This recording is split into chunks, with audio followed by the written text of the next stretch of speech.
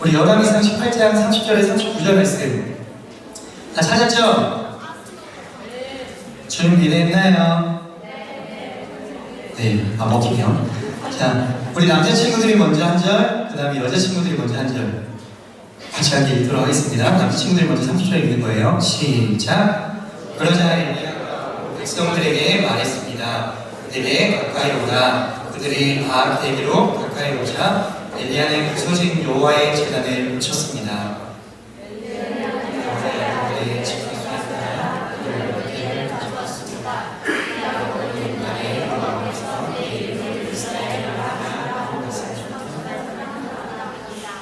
엘리야는 그 돌들을 가지고 여호와의 이름으로 제단을 세우고 제단 주위에 이세야 정도의 실을 담을 만한 무더기를 받습니다.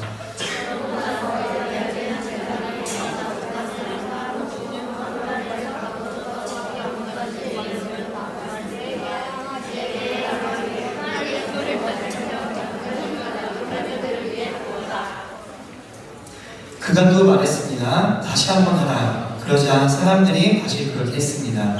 그가 명령했습니다. 다시 한번 더 하라. 그러자 사람들이 세 번째로 그렇게 했습니다. 채웠습니다. 저녁 곡식 제사를 드릴 시간이 되자 예언자 엘리야가 제단 가까이 나와서 말했습니다. 아브라함과 이삭과 이스라엘의 하나님 여호와여, 주께서 이스라엘의 하나님이 되시는 것과 제가 주의 종이며 이 모든 일을 주의 명령으로 했음을 오늘 알려주십시오.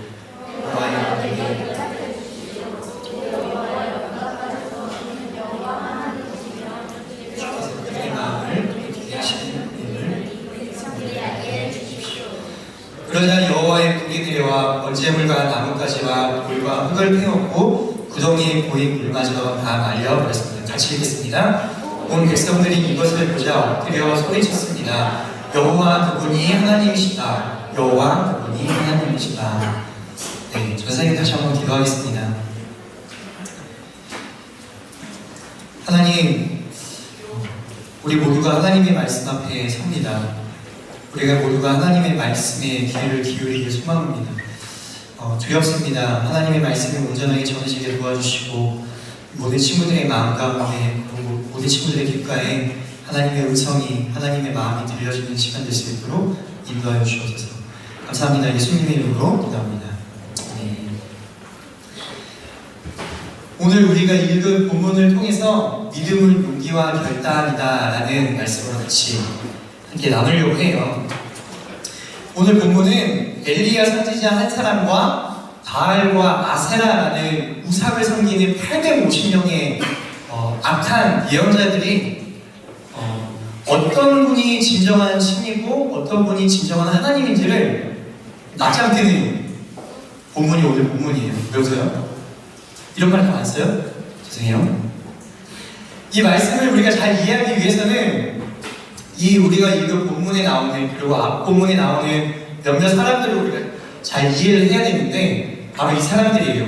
아합 왕과 이세벨 여왕 그리고 엘리야 선지자 바알 왕, 바알 신과 아세라 신. 여러분 질문을 한번 해보도록 하겠습니다. 이스라엘의 첫 번째 왕이 누구였죠? 뭐라고? 누가 더 정확히 했네? 이스라엘의 첫 번째 왕이 누굴까요? 사울. 이스라엘 첫 번째 왕이 누구라고요? 사울. 그렇죠, 사울이죠. 그럼 두 번째 왕은 누구일까요? 다윗. 뭐라고요? 그렇죠, 다윗이죠. 역시 똑똑하군요. 그러면 이스라엘의 세 번째 왕이 누구죠? 솔로몬. 뭐라고요? 솔로몬. 아, 그렇습니다. 첫 번째 왕이 사울이었고 두 번째 왕이 다윗이었고 세 번째 왕이 솔로몬이었어요. 솔로몬은 하나님한테 은혜를 입어서 아버지 다윗보다 더 풍성한 물질적인 복을 받았던 사람이 솔로몬 왕이었습니다. 그리고 다윗 왕이 하나님의 성전을 짓고 싶어서 그것을 엄청나게 갈망했지만 하나님이 허락하시지 않았어요. 그런데 솔로몬이 바로 하나님의 머무르시는 성전을 짓는 엄청난 위대한 인물이었습니다. 근데 이 솔로몬이 하나님의 말씀을 거역하고 이스라엘 여자가 아닌 다른 이방 민족의 여자들과 결혼을 하고 그 여인들이 믿던, 그 이방 민족들이 믿던 그 우상들을 가지고 들어와서 이스라엘 백성들이 우상을 믿게 만드는 잘못을 범하게 돼요. 그래서 하나님이 솔로몬이 죽은 이후부터 이스라엘을 두 개의 국가로 나누겠다고 말씀을 하십니다. 그 두 개의 국가가 뭔지 아세요? 남쪽에 있는 유다와 북쪽에 있는 이스라엘이에요. 그래서 남유다와 북이스라엘이라고 얘기를 해요. 뭐라고요? 남유다와 북이스라엘. 오늘 우리가 읽은 이 아합 왕은 북이스라엘의 7번째 왕이었어요. 몇 번째? 7번째 왕. 북이스라엘의 역사가 200년 정도가 되는데 200년 정도에 되는 그 북이스라엘의 역사 동안 왕이 몇 번이나 바뀌었을까요? 생각해봐. 왕이 몇 번이나 바뀌었을 것 같아요? 40번? 뭐라고요? 여러 번, 정답. 여러 번. 20번이나 바뀌었어요. 200년 동안 20번이나 왕이 바뀌었어요. 그러면 한 왕이 대략 몇 년 정도 통치를 한 거예요? 네. 10년 정도. 그러니까 얼마 길지 않은 시간이에요. 여러분, 학교에서 국사 배우죠? 우리가 조선이 몇 년 정도 돼요? 뭐라고요? 다 다르게 배우니? 520년 정도 되죠? 520년. 그러면 그 520년 정도 되는 그 역사에 왕이 몇 명이나 바뀌었을까요? 다르게 배우니? 27명 정도가 바뀌었어요. 27명. 네, 27명. 그죠? 아무도 맞다고 얘기를 안 하니? 네, 맞아요. 네, 고마워요. 520년 동안 27명이나 되는 왕들이 바뀌었어요. 엄청나게 많은 사건들이 있었다라는 얘기예요. 우리 오늘 본 아합 왕도 북이스라엘의 7번째 왕이었어요. 볼까요? 여로보암, 나답, 바사, 엘라, 시므리, 비브니, 옴리, 아합. 7번째 왕인데 역사를 보면, 성경을 보면 이 북이스라엘의 이 많은 왕들 중에 하나님이 기뻐하셨던 왕이 단 한 명도 없다고 해요. 하나님의 마음에 합타였던 사람이 단 한 명도 없다고 해요. 다 악한 왕들이었어요. 하나님을 거부하고 이스라엘 백성들이 우상을 섬기게 만들고. 근데 그 중에서도 우리가 오늘 읽은 아합 왕이 악한 왕 중에서도 가장 못된 왕 중에 한 사람이었어요. 왜냐하면 이 아합 왕이 그동안 있었던 이스라엘의 그 왕들의 악한 모든 행동을 다 더해서 그 모든 것들을 행했던 왕이 아합 왕이기 때문이에요. 이방 여인과 이세벨이라는 이방 여인과 결혼을 했고 그 이방의 우상을 숭배하도록 예배당을 만들고 우상을 조각해서 이스라엘 백성들이 절하게 만들고 남자들이 성적으로 몸을 파는 그런 부정한 일들 등등등 하나님이 기뻐하시지 않은 수많은 일들이 이 아합 왕이 있을 때 이스라엘 안에 있었습니다. 반대로 우리가 오늘 읽은 본문에 나오는 엘리야라는 선지자는 하나님이 기뻐하시는 사람이었습니다. 구약 성경에 처음 나오는 선지자이고요. 엘리야는 하나님이 기뻐하시지 않는 불의를 보고 참지 못하는 그런 의로운 사람이었습니다. 그래서 엘리야가 아합 왕에게 가서 이렇게 말했습니다. 같이 읽어보겠습니다. 시작. 그때 길르앗에 살던 사람들 가운데 디셋 사람 엘리야가 아합에게 말했습니다. 내가 섬기는 이스라엘의 하나님 여호와께서 살아계심을 두고 맹세하는데 앞으로 몇 년 동안 내 말이 없으면 이슬도 없고 비도 없을 것이다. 악한 일을 저지르는 왕이 가서 어떤 사람이 막 저주를 퍼붓는다고 생각을 해보세요. 그럼 그 사람은 어떻게 될까요? 죽죠. 단박에 죽겠죠. 학교에서 막 싸움 제일 잘하는 일치한테 가고 너 나쁜 놈이야! 이러고. 그러면 단박에 훅 날라오겠죠. 그런 적 없어요? 그런 적 있는데? 많이 막다녔어요. 감히 너 따위가 어떻게 왕이 나한테 명령을 하고 나한테 저주를 퍼부어 널 죽여버릴 거야 라고 왕이 생각을 했었을 거예요. 더군다나 악했던 아합 왕이라면 그렇게 생각을 했을 겁니다. 그래서 하나님이 엘리야를 아합 왕이 찾지 못하도록 숨겨두세요. 17장, 18장에 보면 하나님께서 이렇게 아합 왕에게 선포하는 엘리야를 먼 곳으로 숨겨두십니다. 그리고는 까마귀를 통해서 먹을 것을 갖다 주시고 가난한 과부를 통해서 엘리야에게 필요한 것들을 채워주세요. 근데 그 시간이 3년이라는 시간이 흐릅니다. 엘리야가 숨어 있었던 시간이 3년이라는 시간이 흘러요. 엘리야가 이렇게 말한 대로 이스라엘은 3년이라는 시간 동안 엄청난 가뭄과 배고픔과 굶주림의 시간을 갖게 되는 거죠. 단 한 방울의 비가 내리지 않는 것을 보고 3년 동안 아합 왕이 엘리야를 얼마나 찾아서 죽이고 싶었을까요? 그 자식이 그렇게만 말하지 않았어도 비가 왔었을 텐데 라는 생각을 할 수 있었겠죠. 하지만 그럼에도 하나님은 철저하게 엘리야를 숨기셔서 안전하게 보호하시고 부족할 것이 없이 하나님은 엘리야를 채워주십니다. 그렇게 3년이라는 시간이 흘렀어요. 그리고 다시 한번 말씀을 보겠습니다. 18장 1절 2절 말씀이에요. 함께 읽겠습니다. 시작. 시간이 흘러 3년째 되는 해에 여호와의 말씀이 엘리야에게 임했습니다. 가서 아합을 만나거라. 내가 이 땅에 비를 내릴 것이다. 그리하여 엘리야가 아합을 만나러 갔습니다. 다른 곳 한번 더 보겠습니다. 18장 17절에서 19절 시작. 아합은 엘리야를 보자 말했습니다. 네가 바로 이스라엘의 문제를 일으키는 자로구나. 그러자 엘리야가 대답했습니다. 나는 이스라엘의 문제를 일으킨 적이 없소. 당신과 당신 아버지의 집안이 문제를 일으킨 것이요. 당신은 여호와의 명령을 저버리고 바알을 따랐소. 그러니 이제 온 이스라엘에 일러 나를 보러 갈멜산으로 오게 하시오.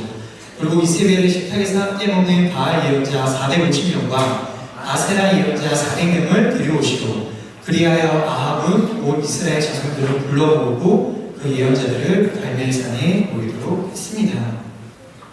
아합 왕이 엘리야에게 문제를 일으키는 악한 놈이라고 말하고 있어요.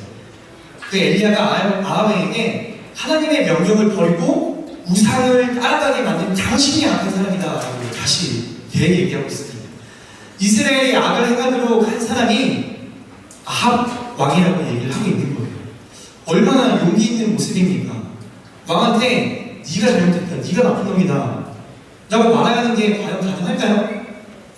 불가능하겠죠. 그 당시에는 지금보다 더 엄격했던 신문사회에서 왕 앞에 나가서 왕의 잘못을 지적하는 것은 굉장히 목숨을 건 얘기였습니다. 그런데 엘리야는 용기를 가지고 나가서 아합에게 그렇게 얘기했는지 주변의 사람들이 그랬을 거예요. 저게 죽으려고 하냐는 미쳐가지고 라는 생각을 했겠죠. 하지만 엘리야는 하나님이 기뻐하시는 것과 기뻐하시지 않는 것이 무엇인지를 명확히 아는 사람이었어요. 하나님의 말씀을 저버리는 것이 잘못된 것이다, 악한 것이다 라고 말할 줄 아는 의로운 사람이었습니다. 이 엘리야가 가진 용기는 하나님이 어떤 분이신지 알고 그 하나님이 자신과 함께하고 계심을 믿는 그 믿음에서 나온 용기였습니다. 여러분에게도 이런 용기가 있기를 소망합니다. 어느 곳에 있든지 하나님이 더럽혀지는, 하나님의 이름이 부정되어지는 곳에서는 그 거룩하신 하나님의 이름을 담대하게 선포할 줄 아는 용기를 가진 친구들이 되길 소망합니다. 아멘? 아멘? 아멘. 이렇게 해서 엘리야는 850명의 우상을 섬기는 예언자들과 함께 갈멜산에서 대치하게 됩니다. 그리고 어느 신이 참 신인지를 결판짓게 돼요. 우상을 숭배하는 850명의 예언자들이 믿던 신은 바알과 아세라라는 신이었어요. 바알과 아세라라는 이 신은 어떤 신이냐면 자연을 다스리는 신이에요. 비를 내리기도 하고 태양을 비추기도 하고 바람이 불게 하는 그런 신이 바알과 아세라라는 신입니다. 여호수아를 통해서 이스라엘이 가나안 땅에 들어갔을 때 그 가나안 지역은 농경사회나 이 바알 신을, 그 이방 가나안 민족은 이 바알 신을 숭배하고 있었습니다. 그래서 이스라엘 백성들이 그 가나안에 들어갔을 때 자연스럽게 자신들도 모르게 그 바알 신을 숭배하게 되는 모습을 갖게 된 거예요. 그리고 이 바알 신이 자신들에게 물질적인 풍요로움을 줄 거라고 이스라엘 백성들을 믿게 되었습니다. 엘리야가 그 이스라엘 백성들 앞에 나와서 이렇게 외칩니다. 제가 읽어보겠습니다. 엘리야가 온 백성들 앞에 나가 말했습니다. 너희가 이 둘 사이에서 얼마나 더 머뭇거리겠느냐. 여호와가 하나님이시면 여호와를 따르라. 그러나 바알이 하나님이면 바알을 따르라. 그러나 백성들은 한마디 대꾸도 하지 않았습니다. 둘 중에 하나를 선택하라고 외치는 엘리야 앞에서 이 이스라엘 백성들은 아무 말도 하지 못했다고 얘기를 합니다. 이 침묵이 과연 무슨 뜻일까요? 왜 이스라엘 백성들은 아무 말도 하지 않았을까요? 진짜 신이, 하나님이 진짜 신인지 바알이 진짜 신인지 몰라서 머뭇머뭇해서 그랬던 걸까요? 아니에요. 그 다음 성경 구절을 보면 알 수가 있습니다. 24절 보면 이렇게 나와 있어요. 그러고 나서 너희는 너희 신들의 이름을 부르라. 이 엘리야가 얘기하는 거예요. 나는 여호와의 이름을 부를 것이다. 불로 대답하는 신, 그가 바로 하나님이시다. 그러자 온 백성들이 말했습니다. 당신의 말이 좋습니다. 아까는 아무 말도 하지 못했던 그 이스라엘 백성들이 엘리야가 불로 응답하는 신이 내 하나님인지 너네 바알 신인지 한번 겨뤄보자고 말하니까 그 말이 옳다고 얘기하고 있어요. 이스라엘 백성은 이미 하나님의 편에 서 있지 않는 마음을 갖고 있었던 겁니다.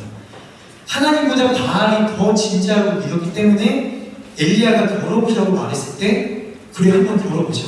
우리가 이길 수 있다. 라고 이렇게 응답을 한 것이었어요. 이스라엘 백성은 하나님이 아닌 바알을 선택한 백성이었습니다. 여러분, 우리의 인생 가운데에서도 우리의 삶 가운데에서도 선택이 연속이 된 삶을 살아갑니다. 우리는 가든지 서든지 먹든지 말든지 공부를 하든지 포기를 하든지 공부 포기 안 했죠? 네. 공부를 하든지 포기를 하든지 예배를 드리든지 아니면 교회를 나가든지 우리의 믿음도 마찬가지로 둘 중에 하나예요. 하나님을 믿든지 믿지 않든지.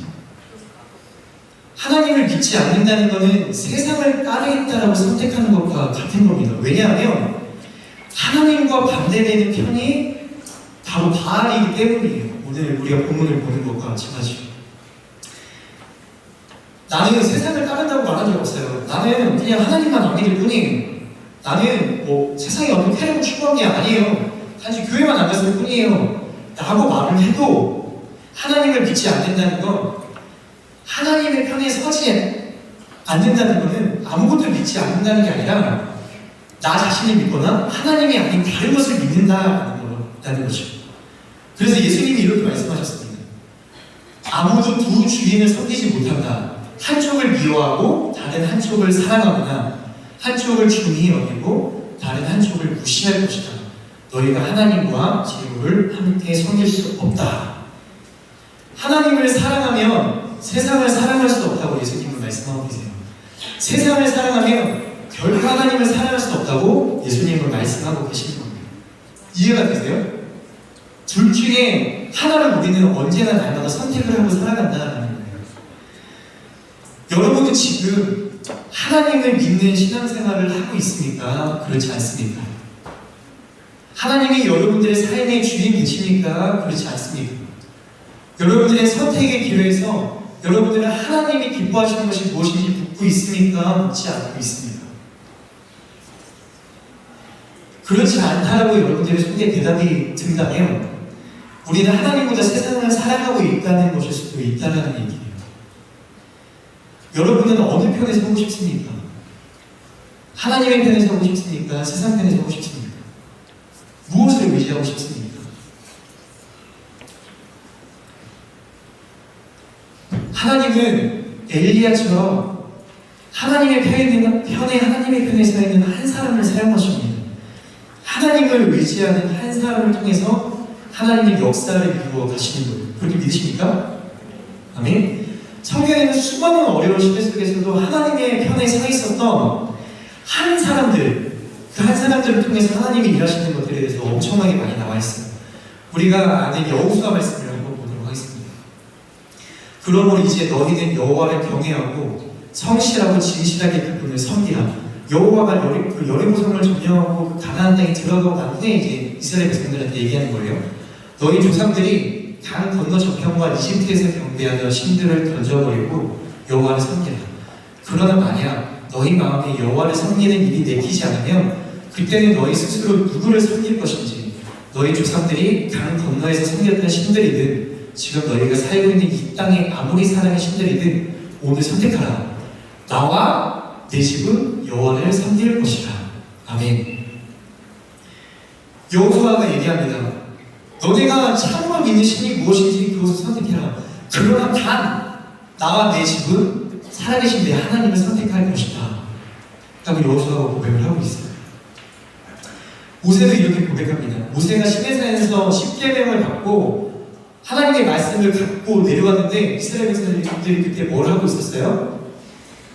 금송아지를 만들어서 우상에게 제사를 지내고 있었어요. 그래서 그 제사를 지내는 우상을 보고 제사를 지내는 이스라엘 백성들에게 모세가 이렇게 말합니다. 모세는 이것을 보고 진영 입구에 서서 누가 여호와 쪽에 서겠느냐 내게로 오라고 말했습니다. 그러자 레위의 아들들 모두가 모세 앞에 모여들었습니다. 레위의 아들들, 레위 지파에 있었던 사람들이 모세의 편에 섰다라는 거예요. 하나님의 편에 섰다라는 거예요. 우상에게 절하지 않고 금송아지에게 제사 지내지 않고 이스라엘 백성 중에 모세 편에 섰던 사람들이 있었다라는 겁니다. 이 아론 지파의 사람들이 결국은 우상 숭배를 했던 이스라엘 백성들의 3,000명을 죽이는 사건이 금송아지 사건에 나오고 있어요. 모든 사람들이 우상을 따를 때도 자신에게 주어진 상황으로 인해 하나님이 없다고 느껴지는 그런 절망스러운 그때에도 분명히 하나님의 편에 서 있는 한 사람은 있습니다.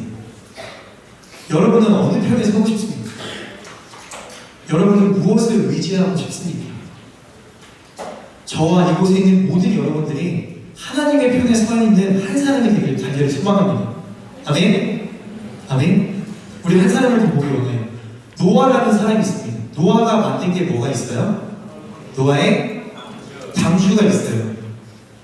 노아는 480살에 하나님의 부르심을 받고 노아의 방주를 만들기 시작합니다. 근데 이 노아의 방주를 만든 이 사건이 창세기 8장에 나오는데요. 이 8장 마지막에 이제 하나님께서 노아에게 방주를 만들려고 하시고 9장에 보니까 바로 노아의 나이가 나와요. 노아가 방주를 완성한 그 나이가 나오는데 몇 살이냐면 600살이에요. 그럼 방주를 만드는데 몇 년이 걸린 거예요? 120년이 걸렸어요. 방주를 만드는데 120년. 노아가 하나님이 그 방주를 만들 때 어떻게 뭐 길이는 몇 척이고 그 안에는 어떻게 만들고 지붕은 어떻게 만들고 막 설명을 할 때 노아는 그 설명을 하나님께 들을 때 이게 그냥 쉽게 만들 수 있는 게 아니겠구나 라는 생각이 들었을 거예요. 이거는 좋게 못해도 한 100년은 걸리겠구나 라는 생각을 가늠을 했었을 거예요. 그렇게 120년이 걸렸습니다. 이 120년이 걸렸다는 게 그냥 단순히 120년이 걸려서 와 되게 오래 만들었네 이게 아니라 그 당시에 노아가 그 배를 만들 때 수많은 사람들, 노아의 가족을 뺀 수많은 모든 사람들이 노아의 가족들을 비난하고 손가락질하면서 야 비도 안 오는데 무슨 홍수가 난다고 배를 그렇게나 크게 만드냐, 야 니네 하나님이 도대체 어디 있냐 라고 조롱하고 손가락질하고 욕하고 그런 사람들이 너무나 많은 시대에서 노아는 배를 120년 동안 만들었다는 거예요.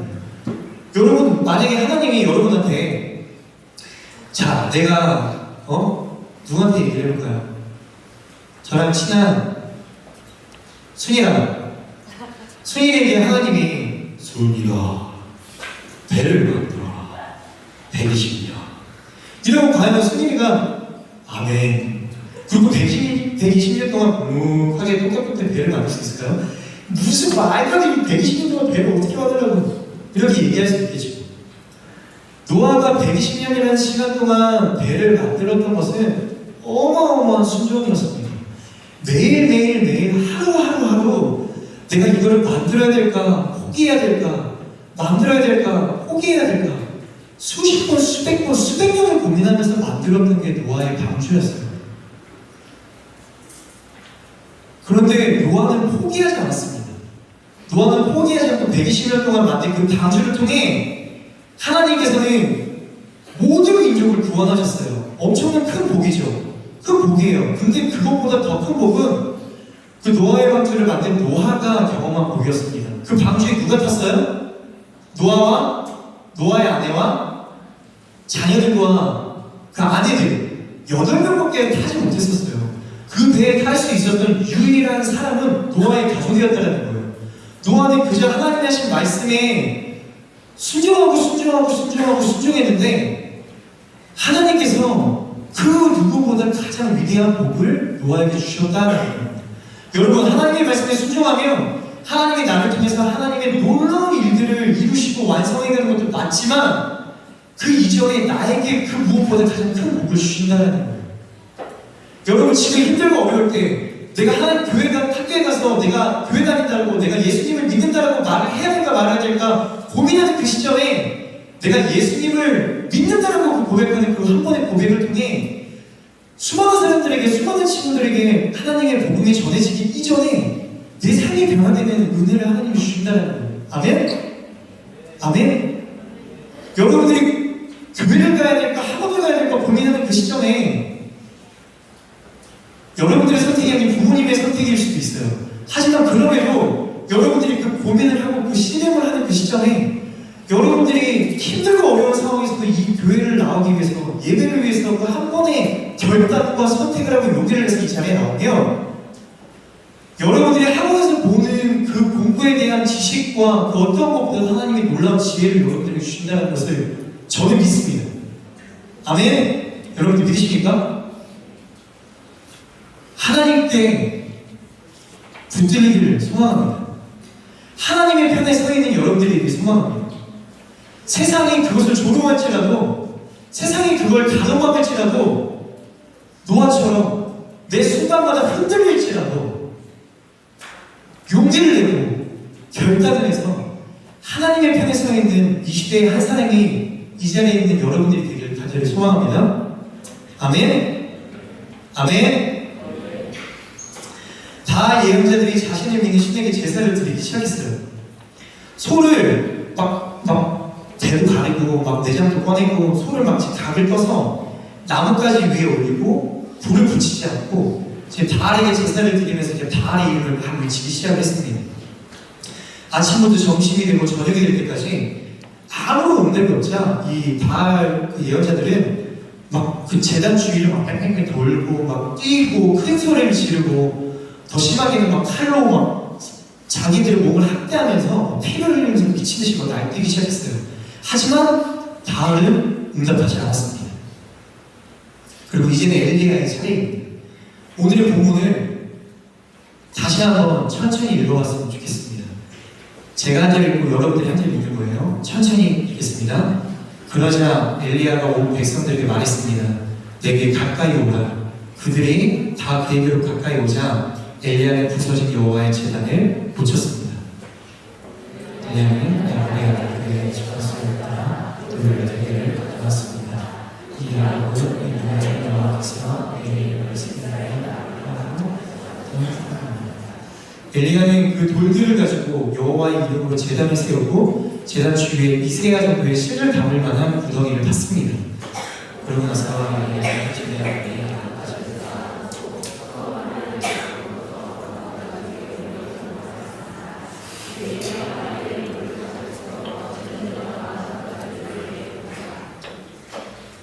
그가 또 말했습니다. 다시 한번 하라. 그러자 사람들이 다시 그렇게 했습니다. 그가 명령했습니다. 다시 한번 더 하라. 그러자 사람들이 3번째로 그렇게 했습니다.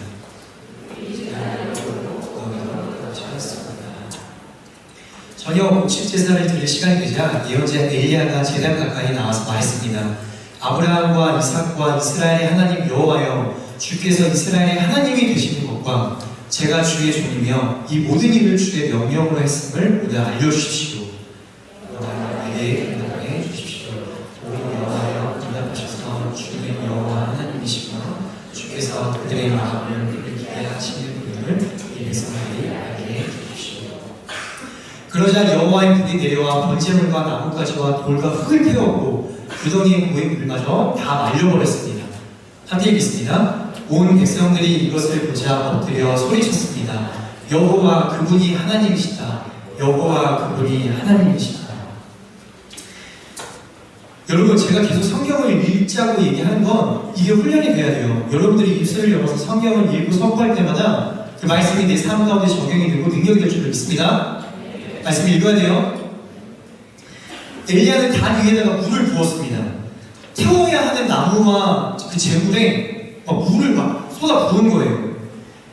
오히려 이겨야 되는 싸움에 더 질 수밖에 없는 불가능을 더한 거예요. 왜 그랬을까요? 엘리야가 왜 그랬을까요? 엘리야는 하나님의 살아계심을 완전히 확신을 했기 때문이었습니다.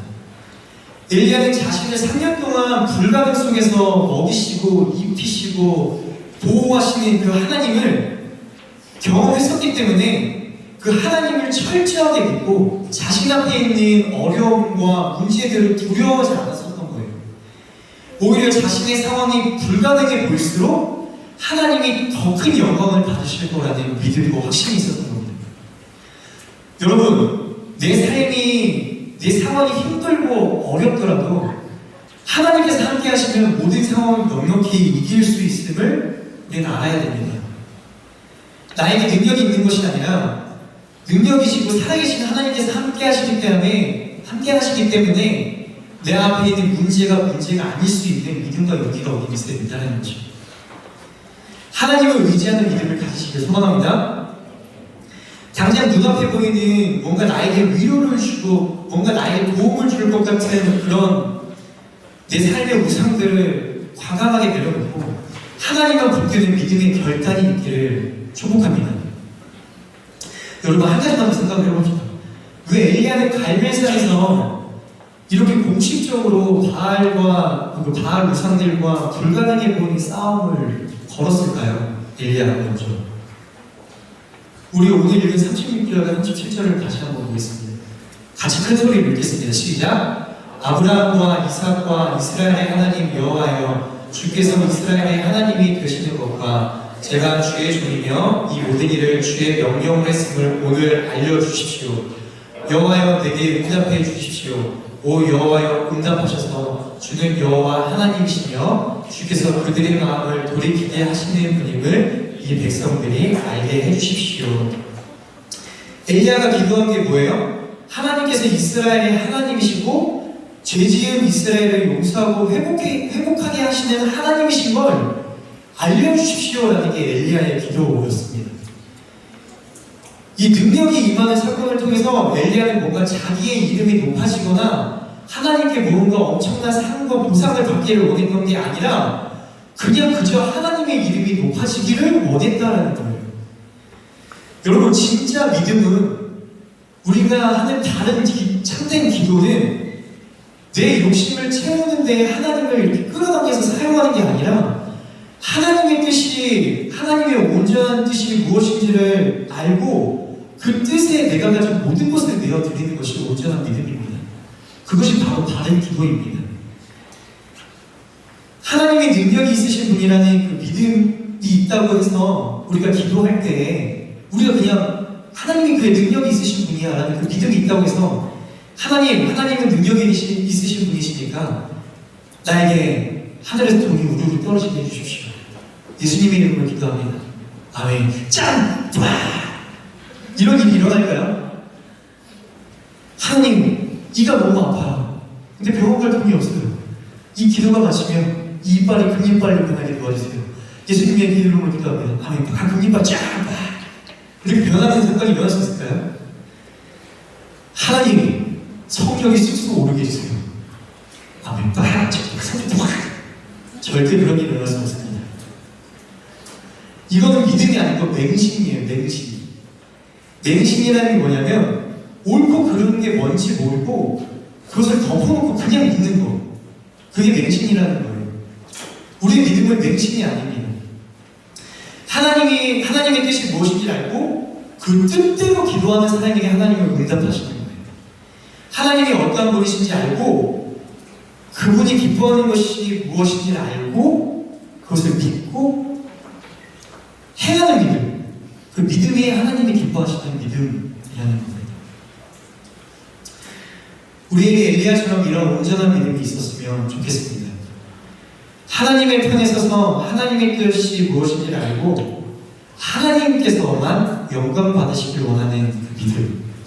그 믿음을 가지고 세상 가운데서 살아가는 하나님의 자녀들에게 하나님의 능력을 더해 주실 것입니다. 그리고 우리의 삶을 통해 하나님의 잃어버린 백성들이 오늘 성경 구절처럼 다시 돌아오는 놀라운 역사가 일어날 것입니다. 아멘. 마지막으로 우리 30절을 읽고 마치도록 하겠습니다. 그러자 엘리야가 다 같이 읽겠습니다. 시작. 그러자 엘리야가 온 백성들에게 말했습니다. 내게 가까이 오라. 그들이 다 그에게로 가까이 오자 엘리야는 부서진 여호와의 제단을 고쳤습니다. 제가 이 말씀을 준비하면서 늘 말씀을 준비하는 건 어렵습니다. 찬양을 준비하는 것도 어려워요. 어떻게 하면 하나님이 원하시는 예배를 드릴 수 있을까? 그리고 또 어떻게 하면 여러분들에게 필요한 하나님의 말씀을 전달할 수 있을까? 근데 이 말씀을 준비하다가 이 30절 말씀이 제 가슴을 너무 때렸던 것 같아요. 이스라엘 백성들에게 엘리야가 말했습니다. 내게 가까이를 오라. 그들이 다 엘리야에게 가까이 오자 엘리야는 부서진 여호와의 제단을 고쳤다라고 나오고 있습니다. 여러분, 우리 인생은 이러한 인생이 되어야 됩니다.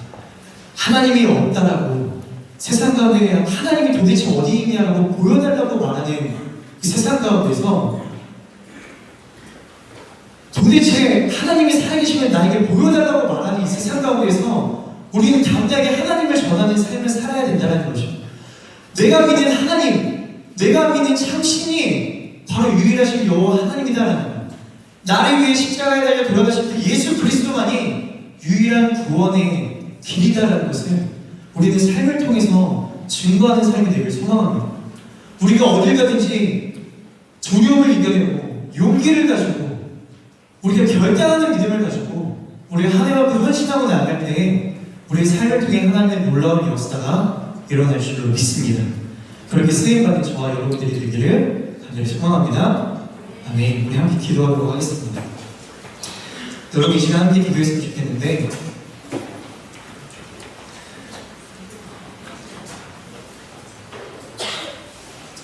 이렇게 기도합시다. 하나님, 하루하루 두렵습니다. 내 순간마다 지치고 힘들 때마다 사람으로 인해 상처받고 또 학업으로 인해 막막해지고 꿈을 알지 못해서 방황하는 모든 순간마다 또 먹고 마시는 것들 때문에 힘들고 버거울 때마다 하나님이 우선시되지 못하는 상황들이 너무나 많이 있음을 우리가 먼저 고백합시다. 내 감정을 먼저 돌아봤던 것들을 용서해 주십시오. 내가 하나님보다 내가 하고 싶은 것, 내가 좋아하는 것, 내가 바랬던 것들을 먼저 하나님 앞에 구했던 것들을 용서해 주옵소서. 하나님, 이 시간 우리가 기도하는 것은 이 세상이 어렵다 말하는 시대이지만 하나님이 없다라고 소리치는 사람들이 더 많은 세상이지만 그럼에도 불구하고 내가 하나님의 편에 서 있는 하나님의 자녀가 되길 소망합니다. 내가 매 순간마다 하나님의 말씀을 붙들고 내가 있는 이 자리를 지키며 순종하며 나아가는 삶이 되길 소망합니다.